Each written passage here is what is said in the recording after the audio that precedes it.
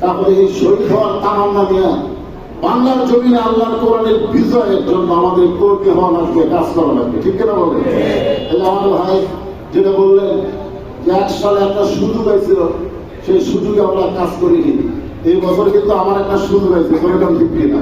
কারণ আপনারা থাকেন গ্রামে, আমরা তো গোটা বাংলাদেশে বহু জায়গায় যাই। আল্লাহ পাক আমাদেরকে দেখার তৌফিক দিচ্ছে। মনে হচ্ছে এই বছর এই সময়টা হলো কোরআনের বিজয়ের সময়। প্রত্যেকটা মানুষ আমাদেরকে বলে হুজুর সব দেখা হলো শেষ, আগামীতে দেখবো আল্লাহর কোরআনের বাংলাদেশ। সব নেতা নীতি নাই, আর কোরআনের যারা নেতা তারা নেতা না, তারা মানুষের সেবক হতে চায়।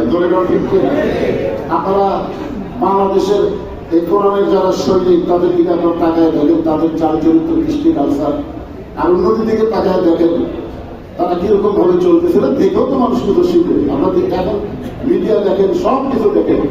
এই